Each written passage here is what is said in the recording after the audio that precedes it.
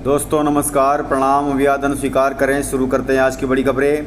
मध्य प्रदेश के सभी 52 जिलों की खबरें। किसानों के लिए खुशखबरी है, मिलेंगे अब किसानों को 42,000 रुपये सालाना। वहीं पंचायत चुनाव के लिए पुनः होगी आरक्षण की प्रक्रिया, आदेश हो गए हैं जारी। वहीं मध्य प्रदेश में 5वीं और 8वीं कक्षाएँ अब होंगी बोर्ड, महिलाओं के लिए सरकार की बड़ी योजना है। वहीं सीएम शिवराज सिंह चौहान ने लिया है बड़ा फैसला। तो चले देखते हैं सारी खबरें विस्तार से।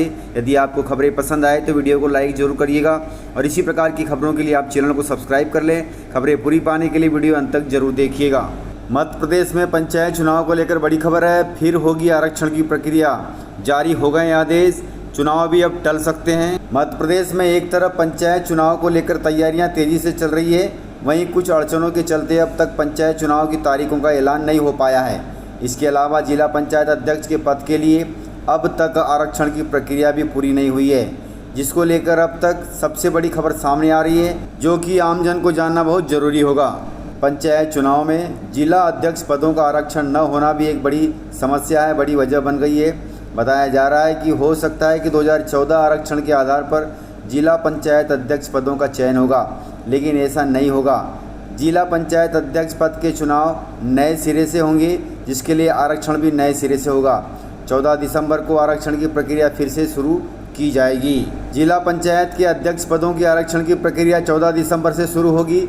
इसके लिए मध्य प्रदेश पंचायत राज संचालनालय के आयुक्त ने आदेश जारी कर दिए हैं। इससे पहले सरकार ने 2014 आरक्षण के आधार पर जिला पंचायत अध्यक्षों का आरक्षण करने का फैसला किया था, जिस पर विपक्ष ने अर्थात कांग्रेस ने विरोध जताया है। इसके बाद सरकार ने नए सिरे से अध्यक्ष पद का आरक्षण करने का फैसला लिया है। इससे पहले कमलनाथ सरकार के समय किए गए पंचायतों के परिसीमन को भी सरकार ने निरस्त कर दिया था, जिसको लेकर ग्वालियर हाईकोर्ट में एक याचिका भी दायर की गई है। सरकार द्वारा 2014 का परिसीमन लागू करने के फैसले को चुनौती देते हुए हाईकोर्ट में याचिका दायर की गई है। उस पर 4 हफ्तों बाद हाईकोर्ट ने मुख्य सचिव को जवाब मांगा है। ऐसे में अब माना जा रहा है कि पंचायत चुनाव की तारीखों के ऐलान में देरी हो सकती है, जबकि अब नए सिरे से जिला पंचायत अध्यक्ष के पदों का आरक्षण भी होना है। अब यह होगा कि दिसंबर तक पंचायत चुनाव टल जाएंगे, अर्थात अब 2022 में ही पंचायत चुनाव होंगे। किसानों के लिए खुशखबरी है, किसानों को मिलेंगे पूरे 42,000 रुपये। नहीं चाहिए कोई भी डॉक्यूमेंट। यदि आपने अभी तक रजिस्ट्रेशन नहीं कराया है तो जल्दी से करा लें और योजना का लाभ लें। प्रधानमंत्री किसान सम्मान निधि योजना के लाभार्थियों के लिए अच्छी खबर है। अब आपको सालाना 6,000 रुपये के साथ साथ 36,000 रुपये का भी फ़ायदा मिलेगा, यानी आपको सालाना पूरे 42,000 रुपये का फ़ायदा सरकार की ओर से मिलेगा। ख़ास बात इसमें यह है कि इसके लिए आपको कोई भी अलग से डॉक्यूमेंट देने की ज़रूरत नहीं है। पीएम किसान सम्मान निधि योजना में किसानों को 2-2 हज़ार रुपये 3 किस्तों में दिए जाते हैं। इसके अलावा आप किसान मानधन योजना के तहत हर महीने 3,000 रुपये पेंशन भी ले सकते हैं। इस तरह से आप इस दोनों स्कीम के जरिए कुल 42,000 रुपये का फ़ायदा ले सकते हैं। पीएम किसान मानधन योजना का फ़ायदा आपको 60 साल की उम्र के बाद मिलना शुरू हो जाता है, यानी 60 साल के बाद हर महीने आपके खाते में 3,000 रुपये आएंगे। इस योजना में आपको मामूली पैसा जमा करना होता है, जो कि बहुत ही कम होता है। केंद्र सरकार की ओर से चलाई जा रही इस योजना का लाभ लेने के लिए आपको आधार कार्ड, बैंक अकाउंट डिटेल जैसे कुछ डॉक्यूमेंट की ज़रूरत होगी। लेकिन यदि आप पीएम किसान सम्मान निधि योजना के लाभार्थी हैं और योजना का लाभ ले रहे हैं तो आपको किसी भी प्रकार के कोई कागजात देने की ज़रूरत नहीं है। इस योजना का फ़ायदा 18 से 40 साल तक कोई भी व्यक्ति ले सकता है। इसमें आपको 55 रुपये से लेकर 200 रुपये तक के मंथली जमा कराने होते हैं। अगर आप 18 साल की उम्र में निवेश करना चाहते हैं तो आपको महीने के 55 रुपये जमा कराने होंगे। वहीं अगर आप 30 की उम्र में निवेश करना चाहते हैं तो आपको 110 रुपये लगेंगे और 40 की उम्र में 200 रुपये का निवेश करना होगा। यदि आप 40 वर्ष की उम्र में इस योजना का लाभ लेना चाहते हैं तो आपको केवल 2,400 रुपये देना होगा और यह 2,400 रुपये 6,000 रुपये में से ही कट जाएंगे। आपको अलग से कुछ भी राशि नहीं देनी पड़ेगी और बाद में आपको 3,600 रुपये भी मिलेंगे, क्योंकि 6,000 में से 2,400 रुपये किसान मानधन योजना के कट जाएंगे और बचे हुए 3,600 रुपये आपके खाते में आ जाएंगे। वहीं 60 साल की उम्र होने पर आपको 3,000 रुपये महीने की पेंशन मिलेगी। इसके अलावा 2,000 की किस्त 3 हिस्सों में आती रहेगी, अर्थात 2,000 की 3 किस्तें भी आपको मिलेगी। इस प्रकार आपको 60 साल की उम्र में सालाना 42,000 रुपये का हर साल फ़ायदा होगा। वहीं किसानों को राहत देने के लिए केंद्र सरकार 58,430 करोड़ रुपए की सब्सिडी देने वाली है। भारत सरकार खाद बनाने वाली कंपनियों के साथ साथ देश के किसानों को भी बड़ी राहत देने की तैयारी कर रही है। आने वाले समय में सरकार खाद बनाने वाली कंपनियों को अतिरिक्त सब्सिडी देने का ऐलान कर सकती है। भारत सरकार ने फर्टिलाइज़र पर अर्थात खादों पर अतिरिक्त सब्सिडी देने के लिए संसद से मंजूरी मांग ली है। केंद्र सरकार ने फर्टिलाइज़र पर अतिरिक्त राहत देने के लिए संसद से 58,430 करोड़ रुपए के खर्च की मंजूरी मांगी है। संसद से मंजूरी मिलने के बाद देश भर में खाद और सस्ता हो जाएगा, जिससे किसानों को बड़ी राहत मिलेगी। केंद्र सरकार खाद कंपनियों को अतिरिक्त सब्सिडी देगी, जिससे उनके मुनाफे में बढ़ोतरी होगी। मुनाफे में बढ़ोतरी होते ही वे अपने उत्पाद की कीमत नहीं बढ़ाएंगे और किसानों को खाद खरीदने के लिए पहले से ज़्यादा पैसे खर्च करने नहीं पड़ेंगे, अर्थात खादों का दाम कम हो जाएगा, जिससे किसानों को राहत मिलेगी। इस तरह P&K और यूरिया पर प्रस्तावित अतिरिक्त सब्सिडी का कुल खर्च 58,430 करोड़ रुपए हो रहा है। इसके लिए केंद्र सरकार ने औपचारिकताएं पूरी कर ली है और इसके लिए संसद से मंजूरी भी मांगी है। संसद से मंजूरी मिलने के बाद इसे जारी कर दिया जाएगा, जिससे खाद बनाने वाली कंपनियों तथा किसानों को राहत मिलेगी। वहीं बहुजन समाज पार्टी की सुप्रीमो मायावती जी ने मध्य प्रदेश में बसपा पुलिस उतारी है।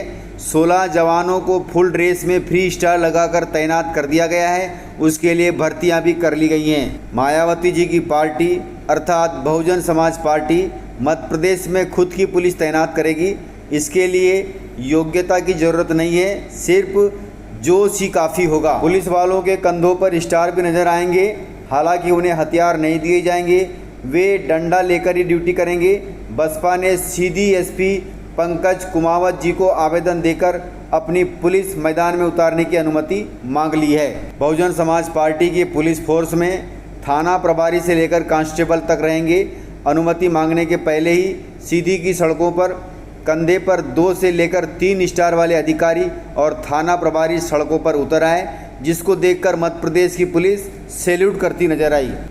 इस पर मध्य प्रदेश के बहुजन समाज पार्टी के जिला अध्यक्ष राम खेलावन रजक जी ने बताया कि हमारे साथ अत्याचार होता है।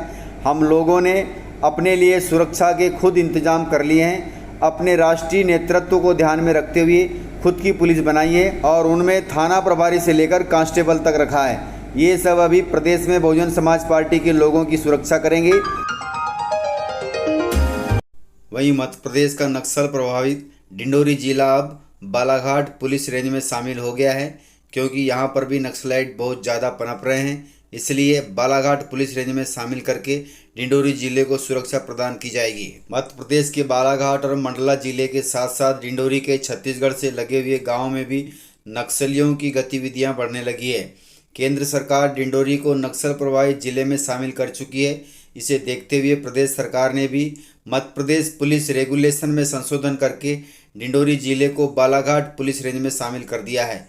यह अब तक शहडोल रेंज में आता था, लेकिन सुरक्षा को देखते हुए बालाघाट रेंज में शामिल कर दिया गया है। इस बड़े परिवर्तन से जहां पूरे क्षेत्र में पुलिस और हाक फोर्स की निगरानी बढ़ जाएगी, वहीं जिले को नक्सल समस्या से निपटने के लिए जरूरी संसाधन भी उपलब्ध होंगे।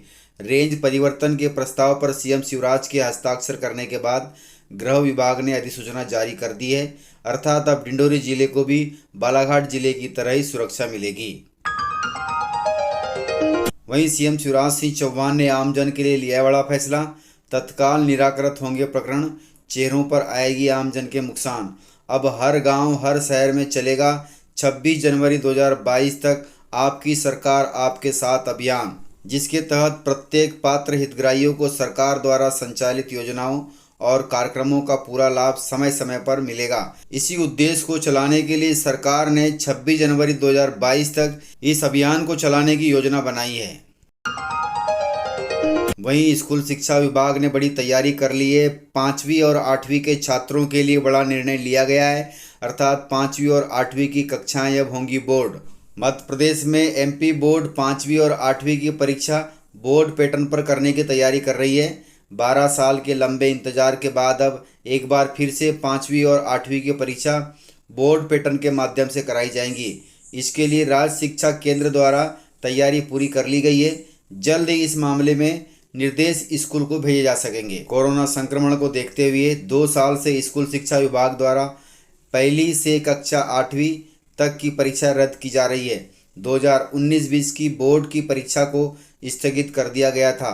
वहीं 2020-21 में कक्षा 5वीं और 8वीं तक की परीक्षा को कोरोना महामारी के कारण रद्द कर दिया गया था। अब राज्य शिक्षा केंद्र ने आरटीई अधिनियम में संशोधन के बाद 5वीं और 8वीं की परीक्षा बोर्ड पैटर्न पर कराने की तैयारी कर ली है। बोर्ड परीक्षा की फाइनल परीक्षा मार्च 2022 में आयोजित की जाएंगी। मध्य प्रदेश बोर्ड कक्षा 5वीं से 8वीं तक की बोर्ड परीक्षा के लिए राज्य शिक्षा केंद्र द्वारा प्रश्न पत्र राज्य स्तर पर सेट करने की तैयारी कर रहा है। वहीं कापियों की जांच भी अन्य स्कूलों के शिक्षकों के माध्यम से कराई जाएगी। वहीं 8वीं के छात्रों को अर्धवार्षिक और वार्षिक परीक्षा दोनों ही देना अनिवार्य होगा। तो इस प्रकार से आप सभी तैयार हो जाइएगा, क्योंकि बोर्ड परीक्षाएं थोड़ी कठिन होती हैं, कठिन प्रश्न आते हैं, इसलिए आपको पहले की अपेक्षा इस बार ज़्यादा अच्छे से तैयारी करनी होगी। वहीं शिवराज सरकार ने बड़ा तोहफा दिया है। स्व सहायता समूह को शिवराज सरकार का बड़ा तोहफा है। 50,000 करोड़ के मिलेंगे अब स्व सहायता समूह को व्यापार। मध्य प्रदेश के महिला स्व सहायता समूह के लिए अच्छी खबर है। महिला स्व सहायता समूह को 50,000 करोड़ रुपए के व्यापार के अवसर मिलेंगे। व्यापार संवर्धन के लिए व्यापार केंद्र प्रारंभ भी होगा। इसके लिए मध्य प्रदेश सरकार एवं IIM इंदौर के बीच MOU पर साइन हो गया है। मध्य प्रदेश महिला स्व सहायता समूह के गठन एवं उनके विकास की दिशा में अग्रणी है। राज्य मध्य प्रदेश में 3,40,000 महिलाएं स्व सहायता समूह चला रही हैं, जिनमें लगभग 39,10,000 महिलाएं इनसे जुड़ी हुई है। समूह के पास संसाधनों की कमी होने से इन्हें बाजार में प्रतिस्पर्धा का मुकाबला करना पड़ता है। व्यापार केंद्र इनके उत्पादों एवं आपूर्तियों के पारस्परिक तंत्र में आदर्श का बदलाव लाएगा, जिससे उनकी आमदनी बढ़ेगी, अर्थात उनकी आर्थिक व्यवस्था सुदृढ़ होगी। तो इस प्रकार से जानकारियाँ थी। यदि आपको जानकारियाँ पसंद आई हो तो वीडियो को लाइक जरूर करिएगा, और यदि आपने वीडियो पूरा देखा है तो उसके लिए बहुत बहुत धन्यवाद। वीडियो को ज़्यादा से ज़्यादा अपने दोस्तों में शेयर करें, ताकि वे भी जानकारियों से अपडेट रहें और जानकारियों का लाभ ले सकें।